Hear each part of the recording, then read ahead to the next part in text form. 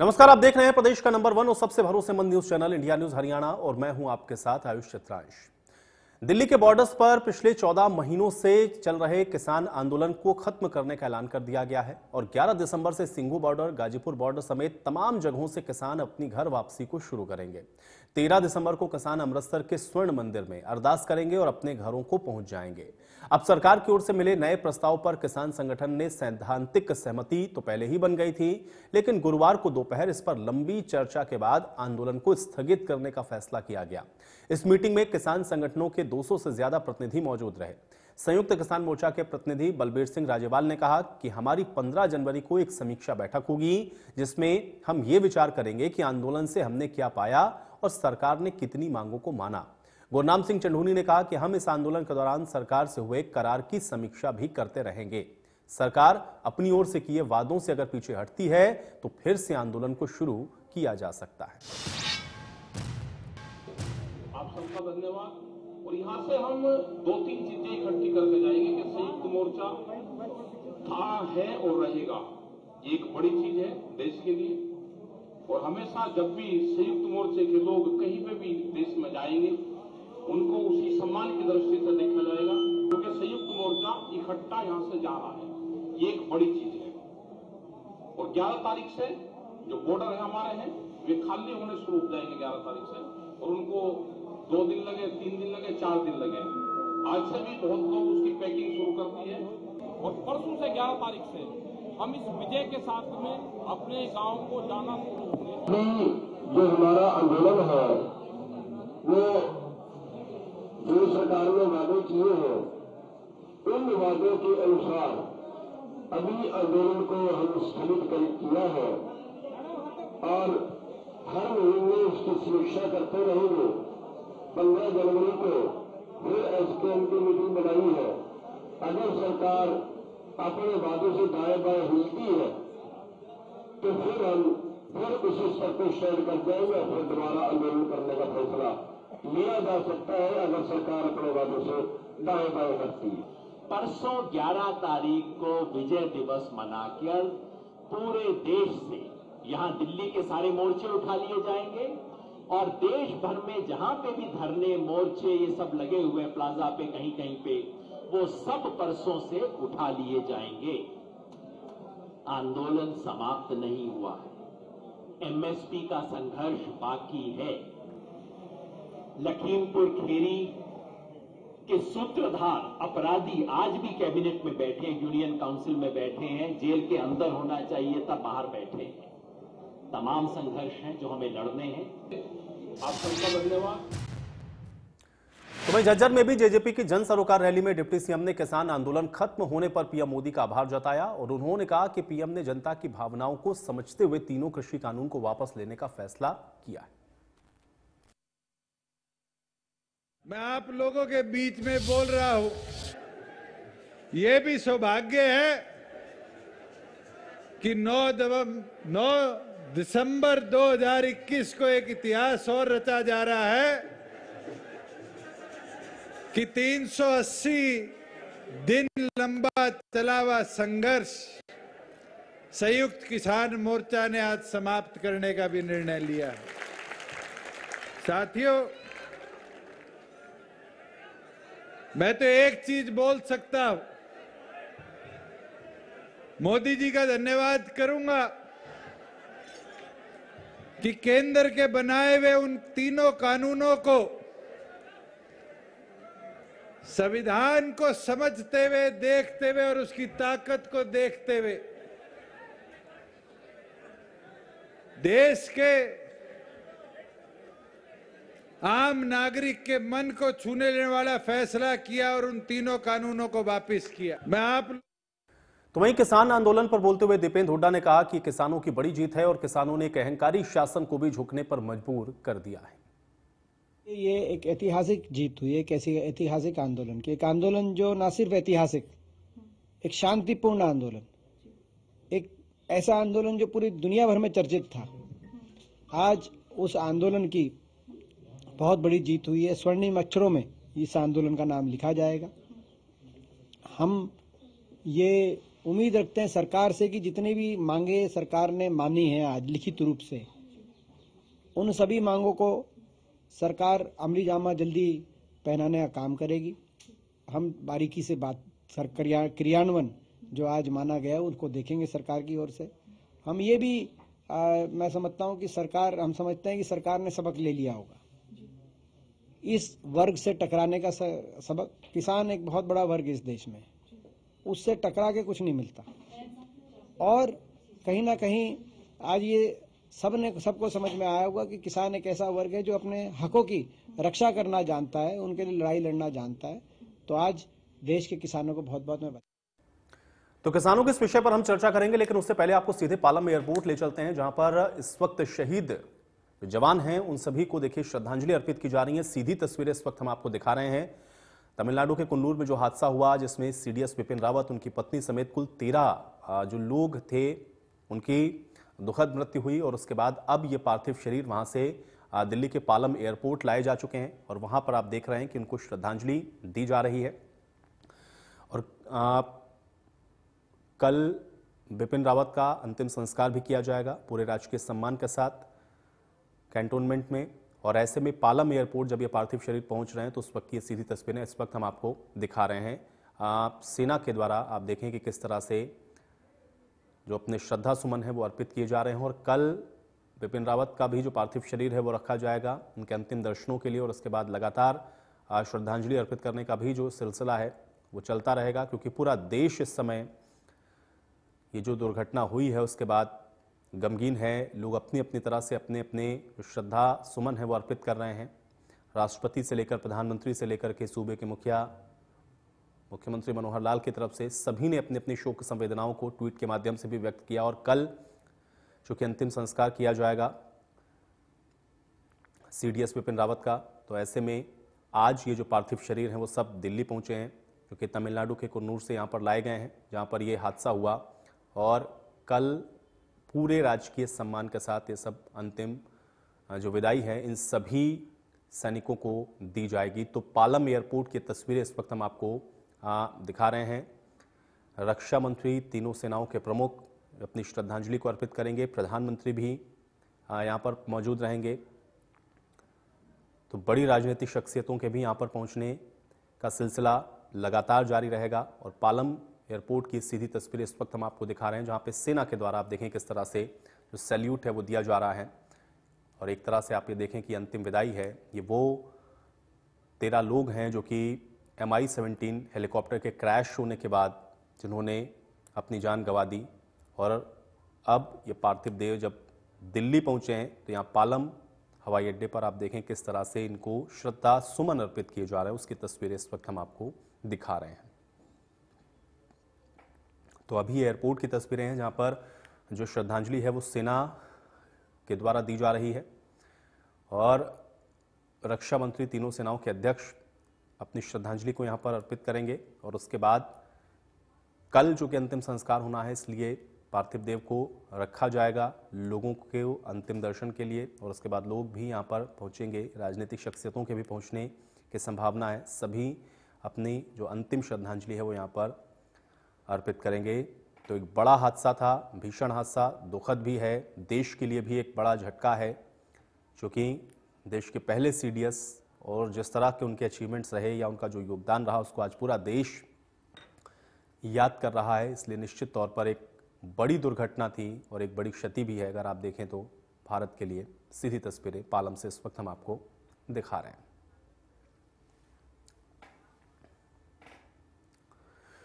और चलिए एक बार फिर से आज की चर्चा में, जिसको आज स्थगित कर दिया गया है, तमाम स्टेटमेंट्स आपने सुने हैं जिसको हमने आपको सुनवाया, जिसमें चाहे किसान मोर्चा की आपने बात को सुना हो, जिसमें उन्होंने स्पष्ट तौर पर इस बात को कहा कि अब ये जो आंदोलन है उसको हम स्थगित कर रहे हैं, क्योंकि सरकार ने जो प्रस्ताव दिया है उस पर जो सहमति है वो बन गई है। लेकिन अभी भी जो किसान संगठन है वो लगातार इसके बाद भी समीक्षा इसकी करते रहेंगे कि जो वायदे किए गए हैं उस पर आगे की स्टेटस क्या है, उस पर आगे की प्रगति क्या हुई है।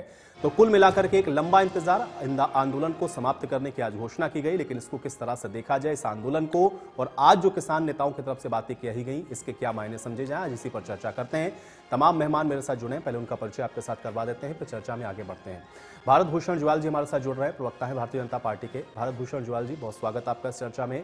राय सिंह जी हमारे साथ जुड़े हुए हैं, प्रवक्ता है कांग्रेस पार्टी के। राय सिंह जी, आपका भी स्वागत है इस चर्चा में। विजेंद्र रेणु जी हमारे साथ जुड़ रहे हैं, प्रवक्ता है इंडियन नेशनल लोकदल के। विजेंद्र रेणु जी, आपका भी स्वागत है इस चर्चा में। और योगेश तालान जी हमारे साथ जुड़ रहे हैं, किसान नेता हैं। योगेश तालान जी, आपका भी स्वागत है। योगेश तालान जी, आपसे इस चर्चा की मैं शुरुआत करना चाहूंगा, चूंकि आज हम लोगों ने संयुक्त किसान मोर्चा की प्रेस कॉन्फ्रेंस को भी सुना, अन्य किसान नेताओं के साथ भी आज दिन भर हम लोगों की बातचीत हुई है। सबने स्पष्ट तौर पर इस बात को कहा है कि हम लोग आंदोलन को स्थगित तो कर रहे हैं, लेकिन एक तो समीक्षा हम लोग लगातार करते रहेंगे, और दूसरा यह है कि किसानों की एक बड़ी जीत है जिसमें सरकार ने उन सभी बातों को माना है जिस बात को लेकर के आप लोगों ने इस आंदोलन को शुरू किया। 378 दिन तक चले हुए इस आंदोलन को आप कैसे देखते हैं, और आज किसान नेताओं ने जिन बातों को कहा उसको किस प्रकार से देखा जाए, उसके क्या मायने हैं, आपसे मैं समझना चाहूंगा।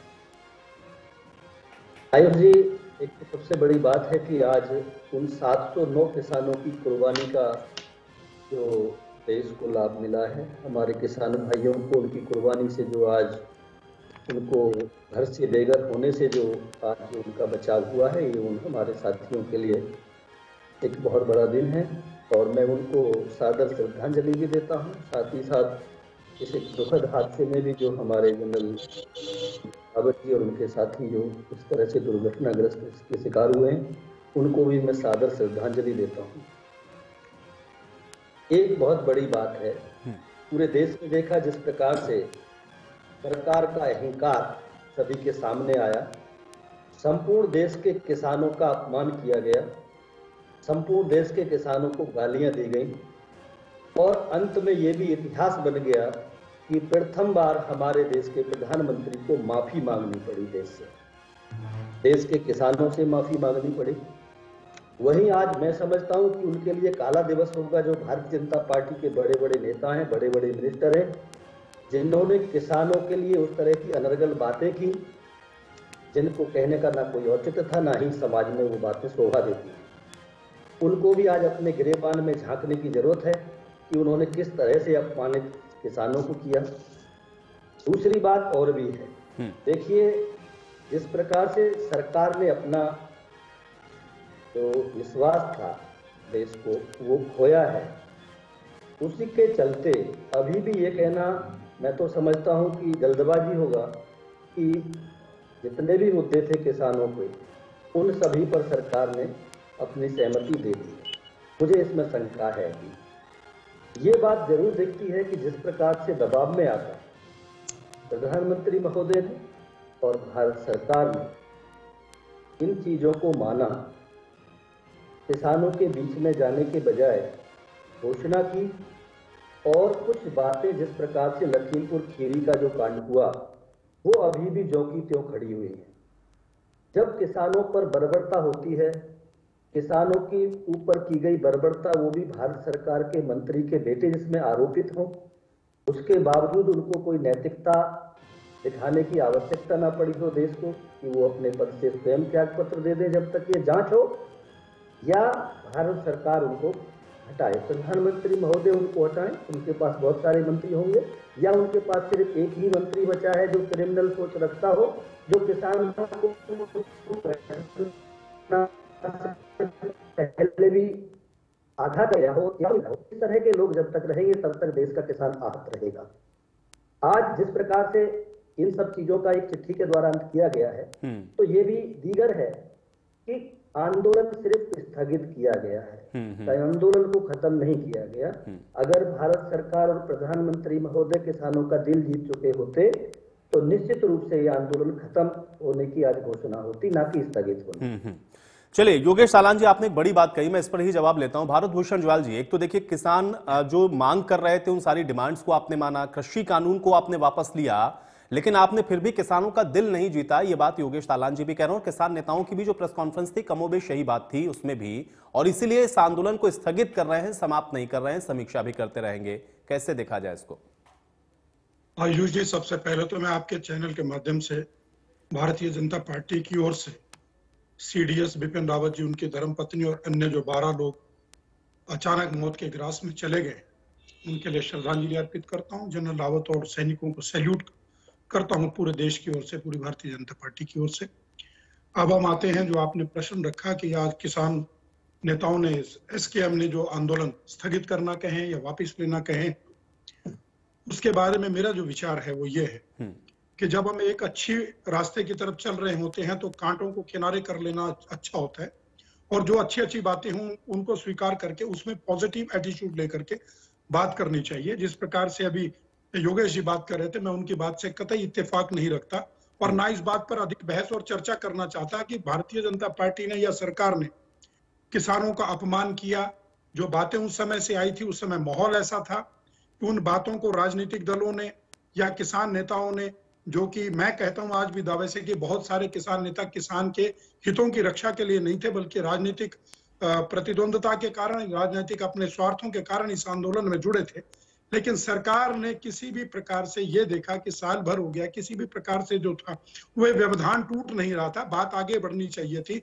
तो अंतिम निर्णय यही था कि चलो सरकार कानून वापस ले लेती है, लेकिन अंत में फिर भी यही आता है कि किसान के हितों के लिए, किसान को आगे फायदे का सौदा बनाने के लिए, किसानी के लिए किसी न किसी प्रकार के कानून की आवश्यकता तो है। अब तो पॉजिटिव ये बात बनती है, राजनीतिक दल भी मिलकर के, किसान संगठन भी मिलकर के सरकार के साथ बैठ करके जो बेहतर से बेहतर कानून बन सकता है किसानी को फायदे का सौदा बनाने के लिए, उस पर चर्चा करें, बजाय कि हम पीछे की बातों पर जाएं। जैसे योगेश जी पिछले बात कर रहे थे, मैं भी जाऊंगा तो चर्चा का विषय उधर चला जाएगा। अब क्या होना चाहिए, पॉजिटिव फ्रेम ऑफ माइंड के साथ लेकर के हमें टेबल पर बैठना चाहिए। समीक्षा किसान संगठन करेंगे, बड़ी अच्छी बात है, लेकिन समीक्षा का अर्थ यह है कि समीक्षा तब होगी, मान लो हमारी बातचीत चलती है किसान संगठनों के साथ बैठ करके, उस बातचीत में सरकार का क्या रवैया है, किसान संगठनों के क्या रवैया है, उस पर समीक्षा करें। मेरा कहने का अर्थ यह है कि अगर स्वामीनाथन आयोग किसान बिठाया था कांग्रेस पार्टी ने, तो निश्चित रूप से किसानों की समस्याओं का समाधान के लिए बैठाया था। उस पर लगातार सब राजनीतिक दल भी और भारतीय जनता पार्टी भी कहती रही कि इसे लागू करो। आज अगर भारतीय जनता पार्टी की सरकार किसानों के हित में, मैं तो कहता हूं हित में लाए कानून थे, संगठनों को काले कानून लगे, लेकिन सफेद कानून क्या होना चाहिए, अब तो चर्चा उस पर होनी चाहिए, चाहे राजनीतिक दल हो चाहे किसान संगठन हो, इस बात पर चर्चा आ जाए और पॉजिटिव चर्चा हो, सार्थक चर्चा हो कि किसान वास्तव में जो है किसानी हित का सौदा नहीं है, फायदे का सौदा नहीं चल रहा है। अब उसको फायदे में लाने के लिए, किसानों के हित के लिए, किसानों के फायदे लिए क्या कानून बनना चाहिए, उस पर किसान संगठन भी एक प्रारूप तैयार करें, ताकि जब टेबल पर बैठे तो वो कमी निकाल सकें कि आपके कानूनों में ये कमी थी, हमें तो ये प्रावधान चाहिए। चाहे एमएसपी हो, अकेला एमएसपी एक कानून नहीं है।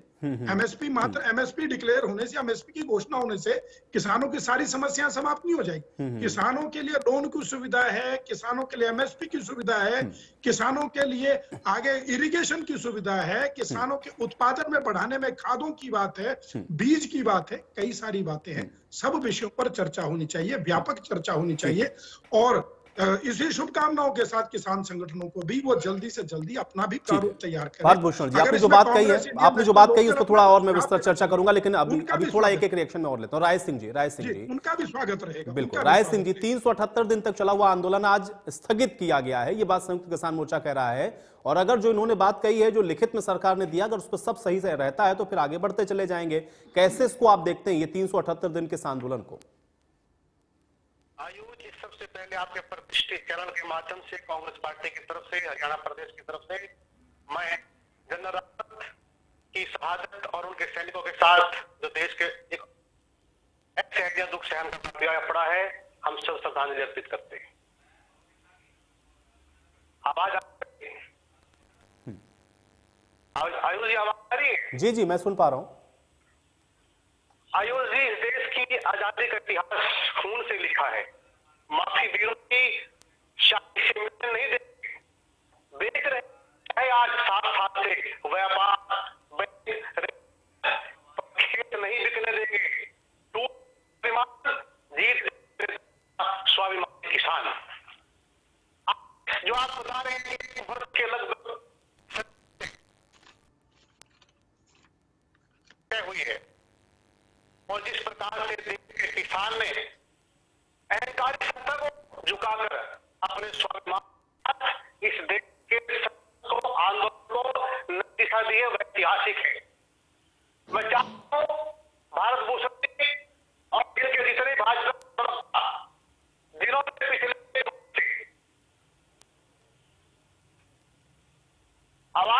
रही है। जी जी जी पिछले एक इस प्रकार किसान को सैकड़ों तरीके से नाम दिए हैं, उसके लिए माफी मांगनी चाहिए।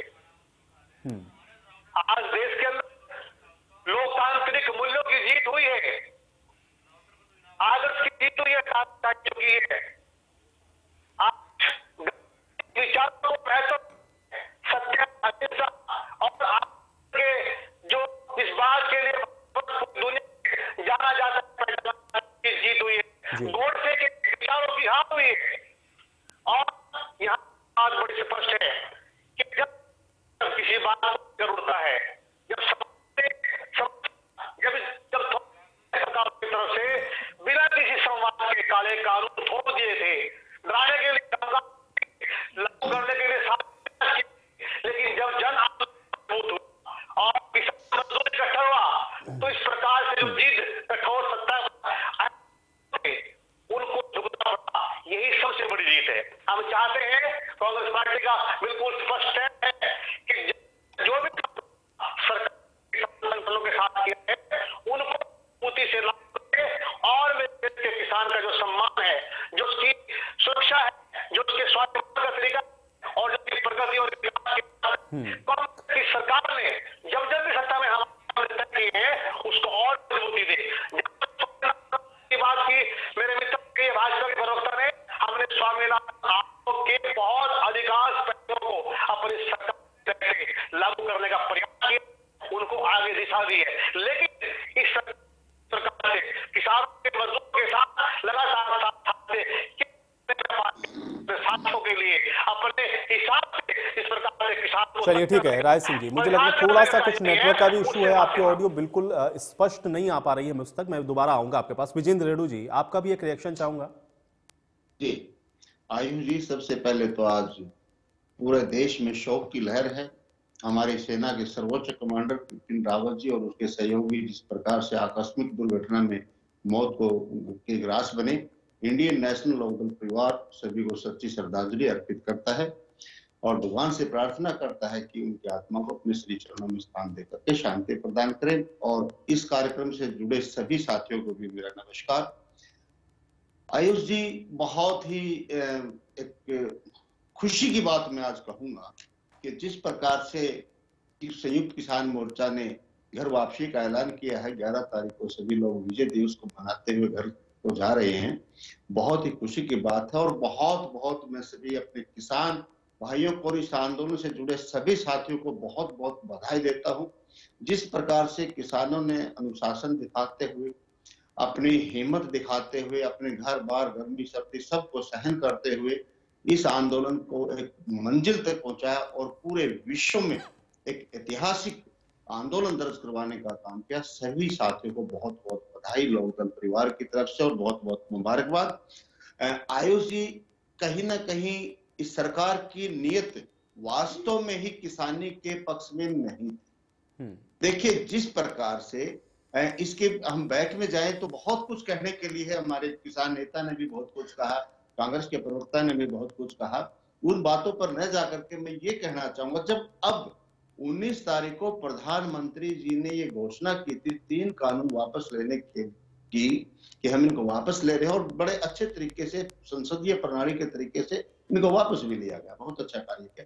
परंतु इसके बावजूद भी जो 5 मांगे और किसानों की थी उनके ऊपर भी किंतु परंतु लगा करके सरकार ने कहीं एक बार फिर ये दिखाने का काम किया कि किसान बहकाए में आ जाएंगे और एक छोटी सी मांग लेकर के तंग हो रखे हैं, ये अपने घर चले जाएंगे। किसान बड़ा दिल करती, हमारे किसान नेता ने बड़ी अच्छी बात की कि इन्होंने मांगे भी मान ली, सरकार को झुकना के लिए मजबूर भी होना पड़ा, परंतु फिर भी ये किसानों का दिल जीतने में कामयाब नहीं हो पाई।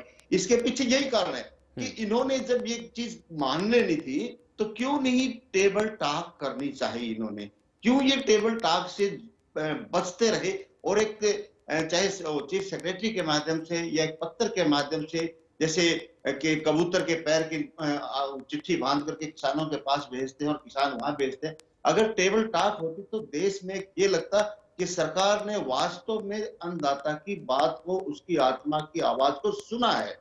आज भी इस मांगे मानने के बाद भी कहीं ना कहीं हमारा लोक दल परिवार इस बात को मानता है कि सरकार आज भी उसी घमंड में है और सरकार किसानों की हितैषी नहीं है। सरकार को मजबूर होना पड़ा है ये मांगे मानने के लिए, और मजबूरी किसान की ताकत के आगे, किसान के अनुशासन के आगे, किसान की एकता के आगे सरकार झुकी है, और झुक करके माना है। आत्मा से मैं मानता हूं सरकार ने आज भी किसानों की बात को नहीं माना। चलो मान लिया, एक बड़ी बात है कि मान लिया, लेकिन आगे जिस प्रकार से एमएसपी के लिए कमेटी निर्धारित की जाएगी, उसमें संयुक्त किसान मोर्चा के साथियों को शामिल करना है, उसमें विस्तृत चर्चा करना है। भारत भूषण जी एक अच्छी बात कह रहे थे, देखो अच्छी बात को मैं अच्छी कहूंगा कि ये कानून काले थे, अब सफेद कानून बनाने हैं, उसके ऊपर हमें विचार कर। बिल्कुल सच्ची बात है, अगर ये विचार पहले भी हो सकता था, जिस प्रकार से चोर दरवाजे से ये कानून लाए गए। देखिए, कोई भी सरकार हो उसको ये मान लेना चाहिए कि किसान का एक बहुत बड़ा वर्ग है और इस वर्ग को साथ लेकर के चलना बहुत जरूरी है। इसके लिए जो काम करते हैं आप, तो उसको शामिल उसमें करना जरूरी है। यदि 5 जून को या जब ये सितंबर में कानून पास हुए, उस टाइम भी इन कानूनों को लागू करने से पहले संयुक्त किसान मोर्चा या किसानों के मध्य में इनको डाल देते मसौदे को, और वहां विस्तृत चर्चा के बाद ये कानून बनते, तो मैं क्या समझता हूं कि 750 किसानों की मौत नहीं होती। बिल्कुल बिल्कुल। और हिंदुस्तान का किसान इतना परेशान नहीं होता। और फिर गलती ये करेंगे, मैं आज कहता हूं आयुष जी, आपका एक रेपुटेड चैनल है, पूरा हिंदुस्तान सुन रहा है, फिर ये गलती करेगी सरकार, क्योंकि इस सरकार के मन में कहीं ना कहीं ये एक भावना चूर चूर के भरी हुई है कि काम हमने करना तो लोगों से बात क्यों करनी। एक सुझाव है मेरा, इस बात को मन से निकालना पड़ेगा। जो आप देश के लिए काम करें, सरकार को देश ने बनाया, सरकार कोई ऊपर से नहीं आई, न कहीं हिमालय पर्वत से उतर करके आई है। जनता के बीच से सरकार बनती है और ये जनता के लिए ठीक है। चलिए, और जब सरकार, बिल्कुल रेणु साहब आपने जो बात कही उसका जवाब भारत भूषण ज्वाल देंगे, लेकिन पहले तालान जब जनता के लिए कोई नहीं, बिल्कुल सही बात आपने कही है, लेकिन हम भी इंतजार ये करेंगे कि अब देखते हैं कि इसमें आगे और प्रोग्रेस क्या होती है। तालान साहब देखिए, मैं एक तो ये बात कहना चाहूंगा, जिस प्रकार भारत भूषण जी ने बात कही कि किसान नेता राजनीति कर रहे थे, तो क्या कभी आपके पास ये पावर नहीं थी कि आप उनको एक्सपोज कर सके? क्या भारत सरकार इतनी कमजोर है कि अगर मान लीजिए किसान नेता राजनीति कर रहे थे, किसानों की हक की बात नहीं कर रहे थे, तो आपने उनको एक्सपोज क्यों नहीं किया? सिर्फ हम एलिगेशन लगा सकते हैं बिना किसी बेस के, ये गलत है। दूसरा मैं ये कहना चाहूंगा या याद दिलाना चाहूंगा, सर छोटू राम किसानों के मसीहा रहे, जिन्होंने इस देश को एक बहुत बड़ी व्यवस्था देने का काम किया, जिन्होंने देश में जो भंडारण की व्यवस्था पहले भी इसी तरह से थी, जिस प्रकार से ये कानून लाए जा रहे थे, उन्होंने इस भंडारण की क्षमता का पूरी तरह से समूल नाश किया देश को, और देश को एक स्वच्छंद वितरण और स्वच्छंद सिस्टम दिया। उसी सिस्टम पे उन्हीं सर छोटू राम के शब्द थे कि ए मेरे भोले किसान, तू बोलना सीख ले और अपने दुश्मन को पहचानना सीख ले। तो आज मुझे वो बात याद आ रही है कि जिस देश में 70% किसान रहता हो और सिर्फ 35% वोट पाकर सत्ता में बैठे लोग सरकार बनाकर देश के कानून लिख रहे हो, तो ये बहुत बड़ी विडंबना है। निश्चित रूप से इतिहास में हमारे आने वाली जो पीढ़ियां हैं, वो इन सब चीजों को देखकर निष्कर्ष निकालेंगी। आज तो कुछ ऐसे साथी भी हैं, मैं खुद कहता हूं कि भारतीय जनता पार्टी के कुछ ऐसे साथी हैं कि जो गुलामी की प्रथा को आगे बढ़ाने में कोई कसर नहीं छोड़ रहे हैं। उन्हीं में कुछ ऐसे भी साथी हैं कि जो अपनी अच्छी बातें कर रहे हैं। मैं एक बात और कह रहा हूं कि जिस प्रकार से गवर्नर श्री सत्यपाल मलिक जी के द्वारा सरकार की आलोचना की गई इन किसानों के जो ये काले कानून लाए गए, उसको भी नहीं सुना गया। और भी ऐसे बहुत सारे नेता रहे जिन्होंने इसका विरोध किया और कहा कि ये किसानों के हित में नहीं है। तो सरकार जब अपने ही मंत्रियों की, अपने ही जो है पदाधिकारियों की बातें नहीं सुन रही हो, तो इसको इससे बड़ा, इससे ज्यादा अहंकार और क्या कहा जाएगा उससे ज्यादा। तो इस प्रकार की जो बातें परिलक्षित हो रही हैं, और अभी भी देखिए एक चिट्ठी के द्वारा ये बातें मान ली, किसानों की बातें मान लेना एक चिट्ठी के द्वारा, एक भारत सरकार का सचिव चिट्ठी भेजता है, तो ये भी जिस प्रकार विजेंद्र जी ने बात रखी कि क्या ये चोरों की सरकार है? क्या आप चोरों की तरह जिस तरह से काम कर रहे हैं, इससे और पीछे जाइए आप। जिस प्रकार प्रधानमंत्री जी ने यह कहा कि बस मैं एक फोन कॉल दूर हूं, आप अपने मन की बात पूरे देश के साथ साझा करेंगे। आपके पास उस एक फोन कॉल के लिए समय नहीं था कि जो आप किसानों के बीच में जाकर वो कर सकते थे या किसानों से टेलीफोन पर वार्ता कर सकते थे। दूसरा, आप अमृत महोत्सव बनाने लखनऊ में गए, आपकी संवेदनाएं कहाँ चली गई थी? क्या आप इंसान नहीं है? जब आपके बगल में आपने देखा किस तरह से हाहाकार और चीत्कार मचा हुआ था कि जिस तरह से गाड़ियों से किसानों को रौंदा गया था, वहां पर आपने एक भी संवेदना का शब्द नहीं बोला। अभी भी आपने माफी मांगी, मैं बिल्कुल मानता हूं, लेकिन आपने 709 किसानों के लिए जिस प्रकार से अब घोषणा की, तो क्या ये जिस दिन आपने ये काले कानून वापस लिए थे उस दिन इस बात की घोषणा आप नहीं कर सकते थे कि इनको मुआवजा दिया जाएगा, हम इनको नौकरियां देंगे या हम इनको कहीं ना कहीं समायोजित करेंगे और हम इन किसानों का ख्याल रखेंगे जिनके चलते कि सरकार ने कानून थोपे और कुर्बानी उनको देनी पड़ी। तो ये चलिए भारत भूषण ज्वाल जी इसका जवाब देंगे। भारत भूषण जी जवाब देंगे। आयुष जी, मैं चाहूंगा कि 3 पैनलिस्ट मेरे साथ हैं, तीनों ने प्रश्न किए, मुझे पर्याप्त समय देंगे कि तीनों की बात का संक्षेप में उत्तर दे सकूं। पहले तो राय सिंह जी की बात पर आऊंगा। राय सिंह जी कह रहे थे कि भारतीय जनता पार्टी को या इस सरकार को माफी मांगनी चाहिए। देखिए, स्पष्ट कहता हूं, माफी तो इस देश के किसान से, इस देश के कांग्रेस पार्टी को मांगनी चाहिए कि 60 साल सरकार में रहे और आपके 60 साल के कार्यकाल भी के बाद भी किसान जो है घाटे का सौदा रहा किसानी। और आपने स्वामीनाथन आयोग बनाया, बिठाया, रिपोर्ट आई, भूपेंद्र सिंह हुड्डा जी उसके चेयरमैन बने, 6 राज्यों के मुख्यमंत्री उसमें शामिल रहे। आप रिपोर्ट आने के बाद 8 साल तक सत्ता में रहे, केंद्र में भी, हरियाणा में भी। आपने वो रिपोर्ट लागू नहीं की।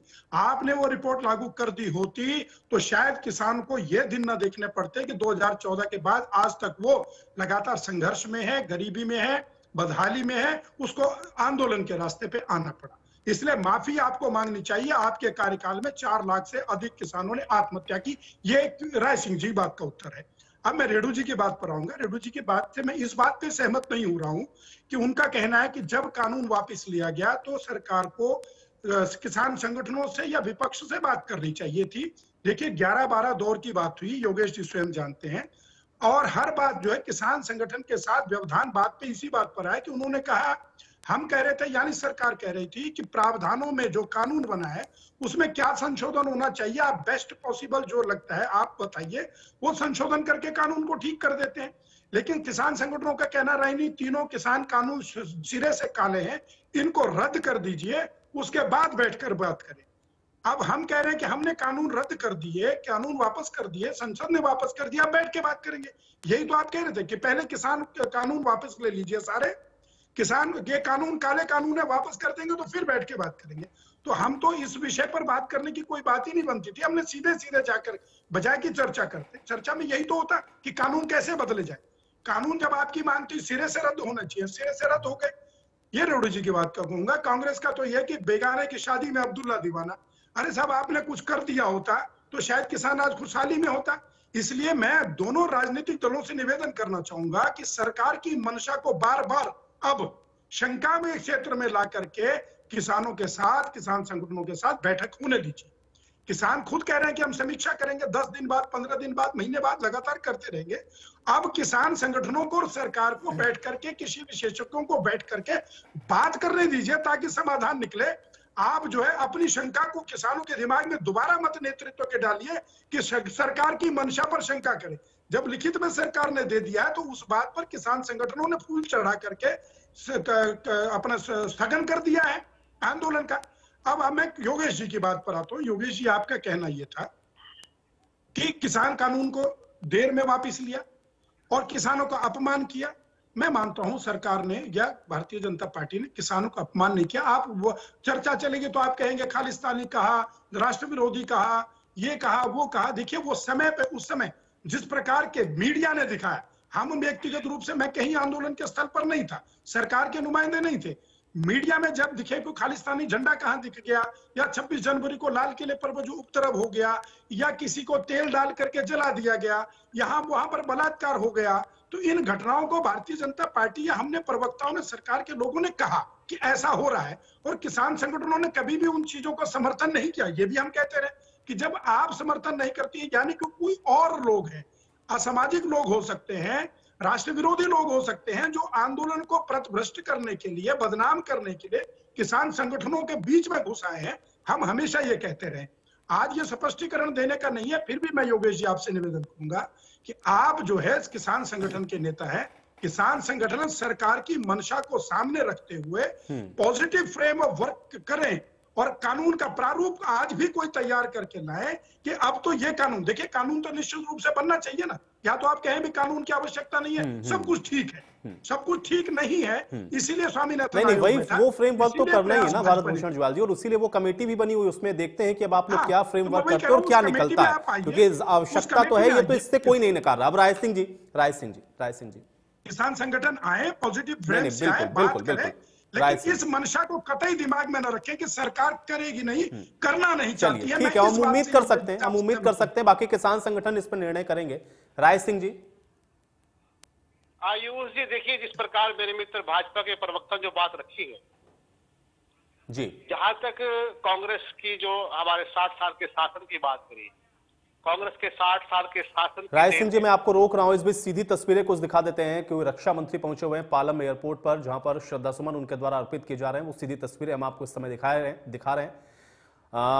आपने देखा कि लगातार जो अंतिम श्रद्धांजलि है वो लोगों के द्वारा दी जा रही थी, और अभी तीनों सेना के प्रमुखों के द्वारा भी यहाँ पर जो श्रद्धांजलि है वो दी गई, और अब रक्षा मंत्री खुद पहुंचे हुए हैं शोक संतप्त परिवारों के साथ बातचीत करते हुए, उनको ढांढस बंधाते हुए। आप ये तस्वीरें देख सकते हैं, रक्षा मंत्री राजनाथ सिंह जो कि पालम एयरपोर्ट पे पहुंचे हुए हैं। शहीदों को श्रद्धांजलि अर्पित की जा रही है। CDS रावत को श्रद्धांजलि प्रधानमंत्री के द्वारा भी दी जानी है, लेकिन रक्षा मंत्री आज सबसे पहले पहुंचे हुए हैं। सेना के तीनों प्रमुख के द्वारा भी इससे पहले आपने देखा श्रद्धांजलि दी जा रही थी।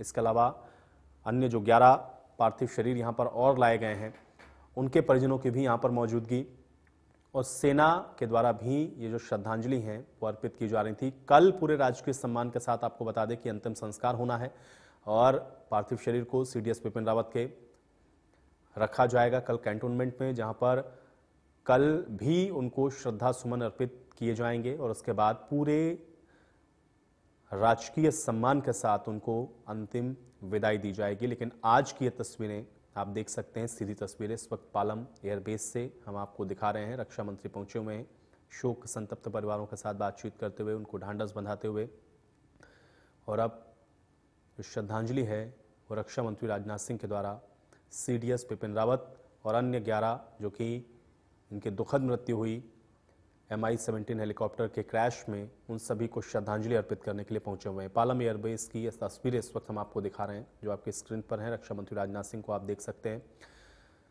श्रद्धांजलि अर्पित करने के लिए आगे की ओर जाते हुए। रक्षा मंत्री राजनाथ सिंह की ये तस्वीरें हैं।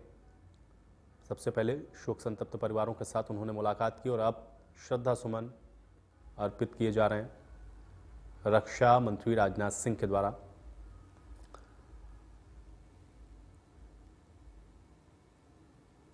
तो आज इन तमाम जो पार्थिव शरीर हैं इन सबको कुन्नूर से लाया गया है, पालम एयरबेस पर अभी इनको रखा गया, और उसके बाद से ये यहां से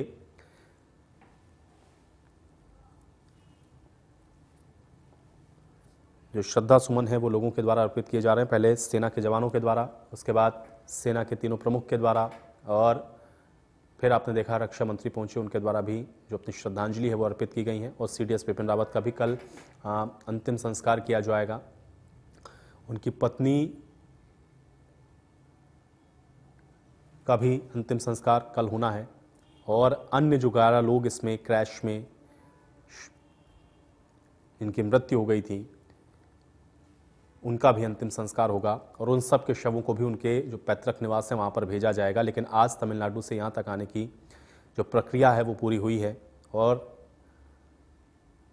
कल अंतिम संस्कार होगा CDS बिपिन रावत का। तो तस्वीरें पालम एयरबेस की सीधी इस वक्त हम आपको दिखा रहे हैं। आप देख सकते हैं सेना के अधिकारियों के साथ बातचीत करते हुए तीनों सेनाओं के प्रमुख यहाँ पर मौजूद हैं, और अन्य सेना के अधिकारियों के साथ भी आप देख रहे हैं कि रक्षा मंत्री राजनाथ सिंह के द्वारा बातचीत की जा रही है, जानकारी लेते हुए उनसे। और कल चूंकि प्रधानमंत्री के भी यहाँ पर पहुँचने का कार्यक्रम है, प्रधानमंत्री भी कल अपने श्रद्धा सुमन अर्पित करने के लिए जाएंगे, इसलिए भी आप देख सकते हैं उससे पहले रक्षा मंत्री की भी यहाँ की मौजूदगी है।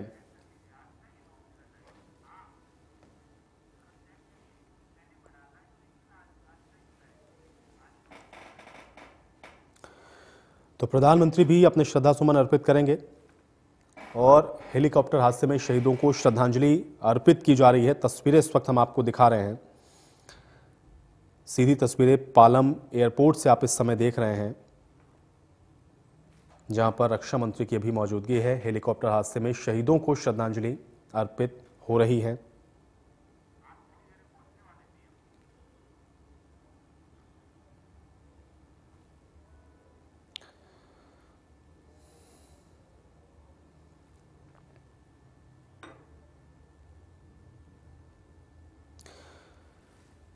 तो तमिलनाडु के कुन्नूर से यहां पर इन सभी पार्थिव देव को लाया गया है यहां पर, और उसके बाद अब यहां से जो श्रद्धा सुमन अर्पित हैं वो किए जा रहे हैं।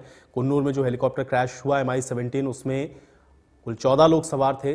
13 लोगों की इसमें CDS बिपिन रावत, उनके धर्मपत्नी समेत कुल 11 लोगों की इसमें मृत्यु हुई। और अब इन सब के पार्थिव देह को यहां पर लाया गया है, जिनको यहां पर अंतिम दर्शन के लिए रखा गया है। सेना के तीनों प्रमुख, इसके अलावा रक्षा मंत्री राजनाथ सिंह और प्रधानमंत्री के भी पहुंचने का यहां पर कार्यक्रम है। अब देखना यह है कि प्रधानमंत्री यहां कब तक पहुंचते हैं, क्योंकि प्रधानमंत्री भी अपने जो श्रद्धा सुमन है वो अर्पित करेंगे और उसके बाद कल पंचतत्व में विलीन हो जाएंगे CDS बिपिन रावत। तो आज ये अंतिम दर्शन के लिए पार्थिव देह को यहाँ पर रखा गया है। राजकीय सम्मान के साथ कल अंतिम संस्कार किया जाना है। रक्षा मंत्री पहुंच चुके हैं और अब प्रधानमंत्री के भी पहुंचने की बात कही जा रही है।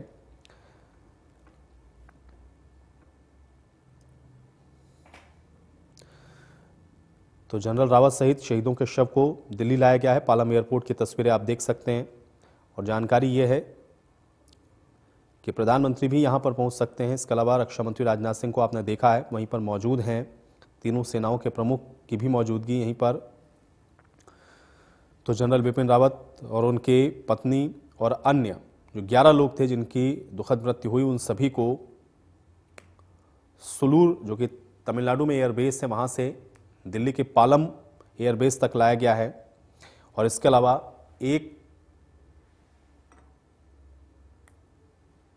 शख्स जो कि अभी अस्पताल में एडमिट हैं, जहां पर उनको लाइफ सपोर्ट सिस्टम पर रखा गया है, ग्रुप कैप्टन है वरुण सिंह, उनका भी फिलहाल इलाज चल रहा है। तो कुल मिलाकर के आप देख सकते हैं तस्वीरें सीधे पालम एयरबेस से आपकी स्क्रीन पर हैं। परिजनों की मौजूदगी है, श्रद्धा सुमन अर्पित किए जा रहे हैं और शोक संतप्त है इस वक्त हर कोई। और पूरे देश के अंदर इस समय आप देख रहे हैं कि जो माहौल है वो गमगीन है, जो कि CDS बिपिन रावत और उनके अचीवमेंट्स को लोग आज याद कर रहे हैं। उनका सेना के अंदर योगदान या फिर CDS के पद पर रहते हुए जिस तरह के उनके काम रहे, जिस तरह से उन्होंने तीनों सेनाओं के बीच में कोऑर्डिनेशन को स्थापित किया, जिस तरह से सेना के मॉडर्नाइजेशन के ऊपर उन्होंने फोकस किया, मेक इन इंडिया के साथ सेना को जोड़ना, सेना के लिए जो उनकी तमाम ज़रूरत हैं उसको पूरा करना और एक मिशन मोड पे काम करते हुए जिस तरह से CDS बिपिन रावत इन सारी चीज़ों को मैनेज कर रहे थे, निश्चित तौर पर उसके लिए एक बहुत बड़ा झटका है। लेकिन उनका कंट्रीब्यूशन, उनके द्वारा देश की सेवा के प्रति जो समर्पण था, उन्होंने जो योगदान दिए, तमाम महत्वपूर्ण ऐसे मिशन थे जिसमें बिपिन रावत की बहुत महत्वपूर्ण भूमिका रही। तो ऐसे में उनको खो देना देश के लिए एक बहुत बड़ी क्षति है। और अब अंतिम दर्शनों के लिए रखा गया है पार्थिव देह को यहाँ पर, जहाँ पर आप देख सकते हैं कि परिजनों की मौजूदगी है। रक्षा मंत्री राजनाथ सिंह खुद पहुंचे हुए हैं, प्रधानमंत्री भी पहुंचेंगे, जानकारी फिलहाल मिल रही है। और प्रधानमंत्री के द्वारा भी जो श्रद्धा सुमन है वो यहाँ पर अर्पित किए जाएंगे। तस्वीरें पालम एयरबेस से इस वक्त हम आपको दिखा रहे हैं, जो आपकी स्क्रीन पर हैं।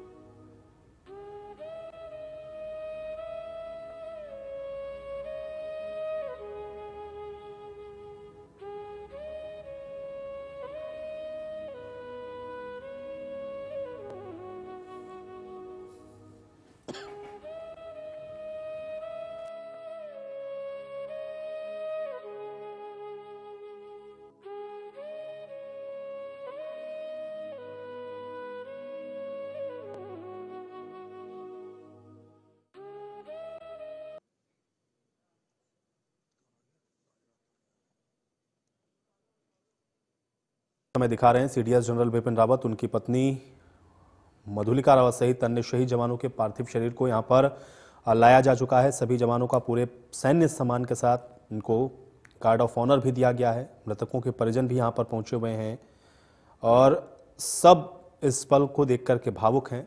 जानकारी यह है कि 9 बजे के आसपास प्रधानमंत्री नरेंद्र मोदी भी यहां पर पहुंच सकते हैं, जो कि अपनी श्रद्धांजलि अर्पित करेंगे। सीडीएस बिपिन रावत और अन्य सशस्त्र बलों के जवानों को श्रद्धांजलि देंगे। रक्षा मंत्री भी पहुंचे हुए हैं, जो तस्वीर आपने देखी है। इसके अलावा रक्षा राज्य मंत्री की भी मौजूदगी है। राष्ट्रीय सुरक्षा सलाहकार और तीनों सेना के प्रमुख भी यहां पर मौजूद हैं। तो इससे पहले आपको बता दें कि भारतीय सेना ने सुलूर से भारतीय वायुसेना का जो IF का विमान है वो पालम हवाई अड्डे तक इन सभी पार्थिव शरीर को लेकर के आया है। तस्वीरें हम आपको लगातार दिखा रहे हैं।